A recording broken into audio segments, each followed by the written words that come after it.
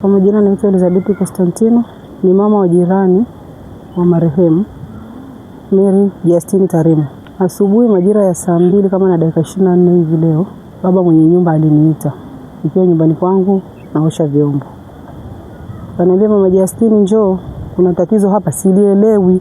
Kafika akaniambia, njoo ingia ndani umuone mama Baraka kitu alichonifanyia. Akaniambia, mama Baraka kakufanyia nini? Mbona mimi nakuona uko sawa? Akaniambia, twende ingia ndani. Nikaingia chumbani.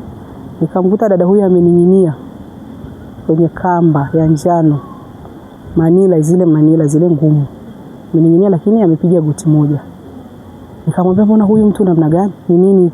Akaniambia, nimerudi kutoka kwenye barabarani kule wanakofanyia shughuli. Nakuta mambo ndio haya. Hebu nisaidie. Niliona giza kwa kweli pale mbele yangu.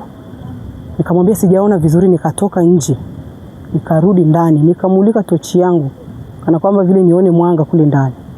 Kumulika ni yule dada amening'inia, nikazunguka na mbele kwenye uso wake ili nimuone je ni kweli. Nikamwambia, mtu ameshakufa tayari. Tatizo ni nini, mmegombana? Akaniambia hapana. Na amekuja jana kutoka Moshi kwao. Alienda kwenye Christmas. Jana ndio amekuja. Kinachofuata nikamwambia, sasa nataka kufunga roho. Limetokea. Tuite kwanza uongozi. Asubuhi alikuwa mzima kwa sababu mwanaume alishaanza kupeleka vifaa barabarani wanakofanyia biashara. Mwanaume anabeba vitu na pikipiki, meza, mazagazaga yote wanapeleka kule. Mwanamke naye anafuata. Ndio kukoka moto na kupika kule. Anafanyia biashara zake ndogo pale barabarani. Tena huyu dada ni mtu wa imani vibaya sana. Hujaenda jumuiya na kuamsha hata kwenye simu. Tuende jumuiya. Anakuita, leo vipi, mbona hujaenda kanisani? Anambia, bwana leo nilipitiwa na usingizi. Nimesemaje huko? Kuna nini? Anakuambia kuna hiki na hiki.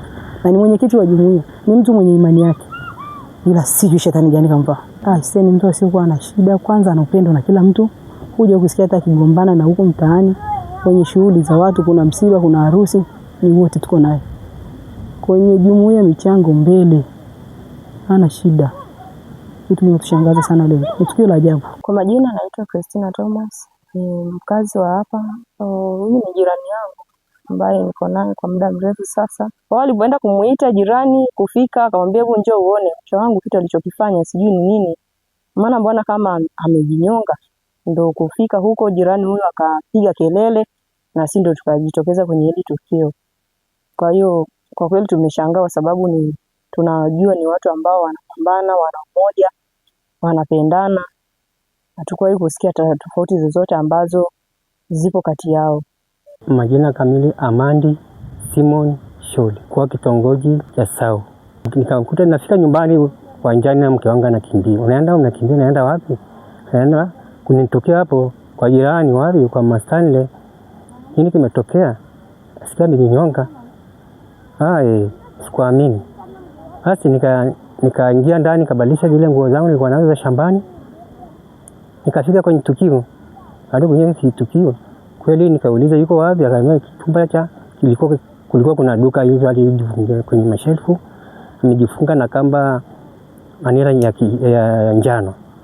Nikaingia kweli nikamkuta amening'inia, amepiga magoti kwenye meza. Ukiuliza kama hili sasa ukiuliza hawajagombana, hawajafanya nini.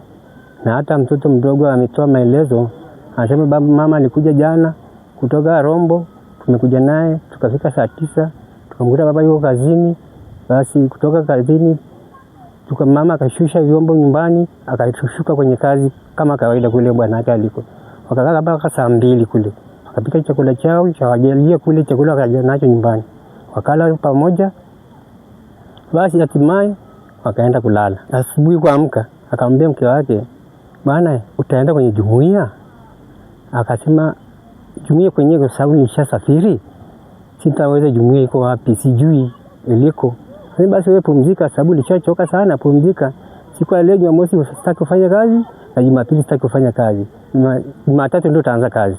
Na mtoto ni shuhuda amesema hawajagombana. Na asubuhi alisika aende jumuiya ila sasa hakujua mahali jumuiya ipo.